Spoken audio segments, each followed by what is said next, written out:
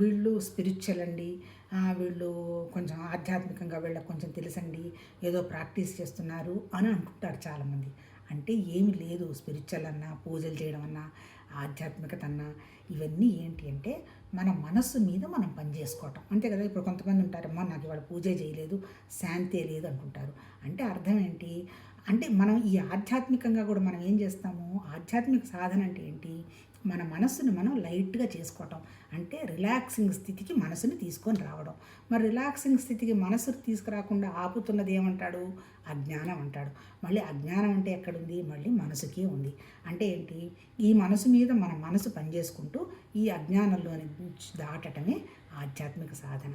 కాకపోతే ఏంది, మనసుకి ఎందుకు టెన్షన్ వస్తుంది, ఈ శరీరం తగిలించుకున్నటువంటి మనుషులు వస్తువులే మనని బాధపడతాయి. ఈ వస్తువులు మనుషులు ఇవి కూడా జస్ట్ తాత్కాలికమైన, వీటితో మనం ఉండాలి కానీ ఇవి మన మనసు మీద పెద్దగా ఇబ్బంది పెట్టకుండా ఉండడం అనేది మన ప్రాక్టీసు అంతే. దానికి ఏం చెప్తారు, ఎందుకంటే మనసు ఏంటి మనం చెప్పుకున్నాం కదా, మనసు ఒకే విషయం మీద ఎక్కువసేపు ఉండదు. ఉంటే జరిగిపోయే వాటిలో ఉంటుంది, లేదంటే జరగబోయే వాటిలో ఉంటుంది, ఉంటే ప్రస్తుతం పోల్చుకుంటూ ఉంటుంది. తర్వాత ఇంకా ఈ మనిషికి ఉన్నటువంటి సమస్య ఏంటి, మనుషులు. మన దగ్గర 4 రకాల మనుషులు ఉంటారు. ఎవరు, మనకంటే పెద్దవాళ్ళు. ఒక్కరోజు పెద్ద అయినా సరే మనం వాళ్ళని రెస్పెక్ట్ రివరెన్స్ తోటి చూడాలి, అంటే గౌరవించాలి అంతే. అంతకంటే వాళ్ళ దగ్గర నుంచి మనం ఏమి ఆశించకూడదు, ఇట్స్ మస్ట్. రెండోది ఎవరు, మనకంటే చిన్నవాళ్ళు ఉంటారు, పాపం వాళ్ళకి తెలియదు కదా, వాళ్ళని మనం క్షమించేసేయాలి. మూడో వాళ్ళు ఎవరు, మన ఏజ్ గ్రూప్ వాళ్ళు ఉంటారు, మన స్నేహితుల్లాగా ఉంటారు, వాళ్ళతోటి స్నేహంగా ఉండాలి. వాళ్ళు మనని ఏమన్నా మనసుకి పట్టించుకోకుండా వాళ్ళతోటి మన స్నేహాన్ని వాళ్ళకి పంపించగలగాలి. నాలుగో వాళ్ళు ఇంకొకళ్ళు ఉన్నారు, అన్సోషియల్ ఎలిమెంట్స్ అంటారు.